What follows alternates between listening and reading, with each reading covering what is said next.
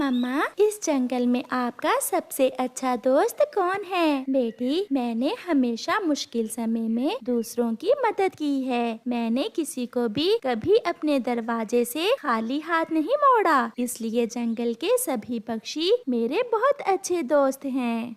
मम्मा, अब मैं भी बड़ी हो गई हूँ। अब मैं भी आपके साथ भोजन लेने जाऊंगी। नहीं मेरी जान, अभी 2-4 दिन रुक जाओ। हमें कभी कभार बाहर जाकर बहुत तेज भी उड़ना होता है और अभी आप ज्यादा तेज नहीं उड़ पाओगी। तो फिर 2-4 दिन बाद मैं भी आपके साथ जाया करूँगी। ठीक है बेटी, अब मैं जाती हूँ। मुझे आज भोजन लेने दूर पहाड़ों के पास जाना है। फिर मम्मा चिड़िया अपनी बेटी को घर में छोड़कर भोजन लेने चली जाती है। मम्मा चिड़िया को बड़े पत्थर के पास एक छोटे से पौधे पर फल नजर आता है। मम्मा चिड़िया वो फल लेने वहाँ उतरती है। आज तो गुड़िया बहुत खुश होगी, उसे ये मीठा फल बहुत पसंद आएगा। ये सोचकर मम्मा चिड़िया अभी वो फल तोड़ ही रही थी कि एक पत्थर पहाड़ की चोटी पर सरकता हुआ सीधा मम्मा चिड़िया के सर में लगता है, जिससे मम्मा चिड़िया वहीं मर जाती है। शाम तक गुड़िया अपनी मम्मा का इंतजार करती है, मगर जब शाम के बाद भी गुड़िया की मम्मा नहीं आती तो गुड़िया अपने घर के बाहर निकलकर बैठ जाती है। ये तो रानो चिड़िया है, क्या हुआ है इसे? शायद बड़ा पत्थर लगा है इस बेचारी के। फिर मिठू चिड़िया को वहाँ मरा हुआ देखकर वहाँ से चला जाता है। किसी पक्षी को दूर से आता हुआ देखकर गुड़िया को ऐसे लगता है जैसे उसकी मम्मा आ गई है। आ गई, मेरी मम्मा आ गई है। देखती हूँ आज मेरी मम्मा मेरे लिए क्या लेकर आई हैं। मगर जब पास आता है तो वो तो मिठू तोता था, जो उसे बहुत बुरी खबर देने आया था। मिठू अंकल, मैं समझी मम्मा आ गई हैं। गुड़िया, आपकी मम्मा अब कभी नहीं आएंगी। आपकी मम्मा की मृत्यु हो गई है। मिठू एक ही सांस में गुड़िया को सारी बात बता देता है। नहीं, ऐसा नहीं हो सकता अंकल, मेरी मम्मा मुझे छोड़कर कहीं नहीं जा सकती। मेरी मम्मा थोड़ी देर में आ जाएगी। मगर मिठू वहाँ से चला जाता है। रात हो जाती है, मगर गुड़िया को अभी तक अपनी मम्मा का इंतजार था। वो बैठी रोए जा रही थी। फिर जब अंधेरा भर जाता है तो गुड़िया रोती हुई घर के अंदर चली जाती है। वो सारी रात सो नहीं पाई। अगर मम्मा जिंदा होती तो अब तक जरूर आ जाती। मिठू अंकल सच ही बता कर गए हैं, अब मेरी मम्मा कभी नहीं लौट कर आएंगी। सारी रात रोने के बाद सुबह से थोड़ी देर पहले गुड़िया की आंख लग जाती है। पक्षियों की आवाजें सुनकर गुड़िया उठ जाती है।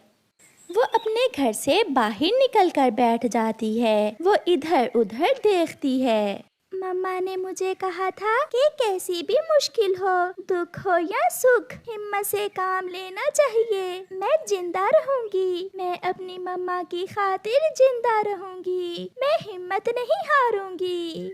अपनी मम्मा की बातें सोचकर गुड़िया अपने घर से निकलती है। खुले मैदान में एक जगह कुछ पक्षी बैठे दाना खा रहे थे। गुड़िया भी डरते हुए उन पक्षियों से थोड़ी दूर जाकर बैठ जाती है। उसे भूख लगी थी, मगर वो उन पक्षियों के पास आने से डर रही थी। फिर एक कौवे की नजर गुड़िया पर जाती है। छोटी चिड़िया, यहाँ आ जाओ बेटी, क्या भूख लगी है आपको? डरते हुए गुड़िया वहाँ आ जाती है। आपकी मम्मा वही चिड़िया है ना जो कल पहाड़ों पर पत्थर लगने से मर गई थी? हाँ आंटी, मेरी मम्मा कल मुझे छोड़कर चली गई। चुप कर जाओ मेरी बच्ची, हम पक्षियों की जिंदगी में ऐसे दुख रोज की बात है। ये लो मेरी बच्ची, दाना खाओ, हम सब पक्षी आपके साथ हैं। आपकी मम्मा के हम सबसे बहुत अच्छे संबंध थे, आप खुद को अकेला न समझें। लो बेटी, ये मीठा फल भी आप खा लो। हम रोज सुबह भोजन की खोज में जाते समय आपको साथ ले जाया करेंगे। ऐसे गुड़िया को कुछ हौसला मिलता है। फिर गुड़िया उस दिन बड़ी हो जाती है क्योंकि अब उसे छोटा कहने वाला कोई न था। वो दूसरे बड़े पक्षियों के साथ भोजन लेने जाती। वो अपने घर की मरम्मत के लिए तिनके लाती। ऐसे आहिस्ता आहिस्ता गुड़िया ने सारे काम सीख लिए थे, मगर उसकी मम्मा उसे अब भी बहुत याद आती थी क्योंकि मम्मा कब भूलती हैं। चिड़िया का बेटा विदेश में पढ़ने गया हुआ था। मम्मा चिड़िया ने बहुत मुश्किल से मेहनत मजदूरी करके अपने बेटे को विदेश पढ़ने भेजा था, मगर उसके बेटे ने विदेश जाकर अपनी मम्मा को बताए बिना ही शादी कर ली थी। टूनी, हमने शादी तो माँ को बताए बिना ही कर ली, मगर अब हमें माँ के पास जाना चाहिए। मम्मा मेरा इंतजार कर रही होंगी। माँ का मेरे सिवा और कोई नहीं है। मैंने अपना जीवन शहर में गुजारा है। मैं तुम्हारी माँ के टूटे फूटे घर में नहीं रह सकती। अगर जाना है तो अकेले ही चले जाओ, मैं तो यहाँ ही रहूंगी। कुकू अपनी पत्नी से जब भी घर वापस जाने की बात करता तो वो उसे ऐसा ही कहती। दूसरी तरफ उसकी माँ हर रोज शाम को देर तक बैठी अपने बेटे का इंतजार करती रहती। चिड़िया, अब नहीं लौट कर आने वाला तुम्हारा बेटा, और जो पैसे तुमने अपने बेटे को विदेश भेजने के लिए मुझसे लिए थे, अब वो पैसे भी मुझे वापस कर दो। गोरी बहन, आएगा, मेरा बेटा जरूर लौट कर आएगा। बस मुझे आप कुछ दिन का समय दे दें। अगर 2-4 दिनों में मेरे पैसे तुमने ना लुटाए तो मैं तुम्हें इस घर से निकाल दूंगी। ये कहकर गोरी कौवी वहाँ से चली जाती है। कुकू मेरे बेटे, अब तो लौट आओ। जब मैं मर जाऊंगी तो क्या फिर तुम लौट कर आओगे?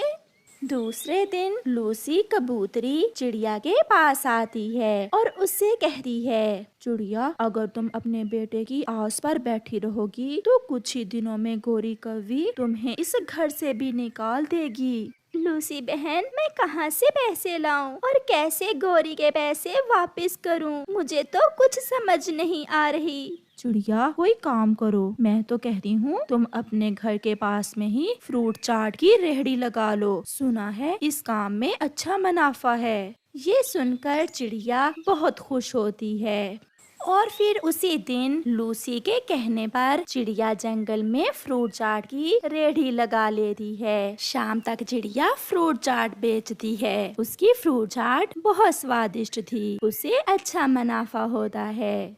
ऐसे कुछ ही दिनों में चिड़िया कुछ पैसे जमा कर लेती है। गोरी कौवी को उसका कर्ज चुका देती है। गोरी बहन, मैं न कह रही थी कि मैं आपके पैसे जरूर लुटा दूंगी। इस उम्र में काम कर रही हो, तुम्हारे बेटे को तो शर्म ना आई, लौट कर आया ही नहीं। गोरी बहन, जो भाग्य में हो वो होकर रहता है। शायद मेरे भाग्य में ही यही लिखा था।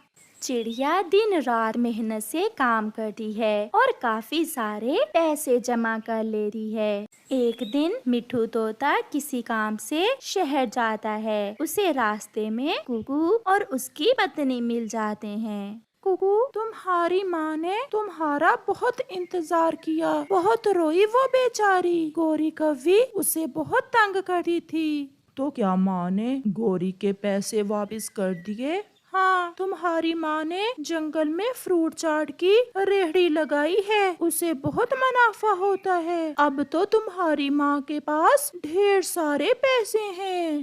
पैसों का सुनकर कुकू की पत्नी टूनी बहुत खुश होती है। माँ इस उम्र में पैसे क्या करेगी? चलो कुकू, हम भी माँ के पास ही जाते हैं।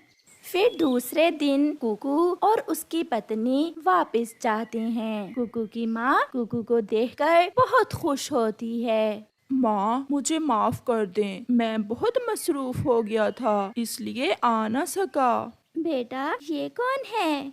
माँ, ये मेरी पत्नी है। कुछ मजबूरी थी माँ, इसलिए मैंने आपको बताए बिना ही शादी कर ली। फिर कुकू की माँ अपनी बहू से बहुत प्यार करती है और उसे अपना सोने का हार देती है। ये लो बेटी, ये हार मैंने अपनी बहू के लिए संभाल कर रखा हुआ था। ये हार तो बहुत कीमती है माँ जी। मेरे पास और भी बहुत कुछ है बेटी अपनी बहू के लिए। रात को कुकू की पत्नी जाग रही थी। कुकू और उसकी माँ सोए हुए थे। कुकू की पत्नी तो सासू माँ के पैसों के बारे में ही सोच रही थी। फिर वो उठती है और अपनी सास की अलमारी खोलकर सारे पैसे एक थैली में डाल लेती है। मैं यहाँ से भाग जाती हूँ और शहर जाकर अच्छी जिंदगी गुजारूंगी, ये सोचकर टूनी घर से निकलती है। थोड़ी ही दूर लूसी अपने घर की खिड़की में से उसे देख लेती है और उसे रोक लेती है। इस थैले में क्या है? क्या तुम अपनी सास के घर से ही चोरी करके जा रही हो? नहीं, इसमें तो कुछ भी नहीं है। लूसी उसे पकड़कर चिड़िया के पास ले जाती है। बहू, मुझे आपसे ये उम्मीद ना थी कि आप ऐसा भी कर सकती हो। चिड़िया, ये तो अब तक शहर भी पहुंच गई होती अगर मैं इसे ना रोकती। बेशरम, तूने मेरी माँ के पैसे चुराए, चली जाओ यहाँ से। नहीं बेटा, ये मेरी बहू है, इसे यहाँ से ना भगाओ। मैं ही यहाँ से चली जाती हूँ, ये इसी घर में रहेगी।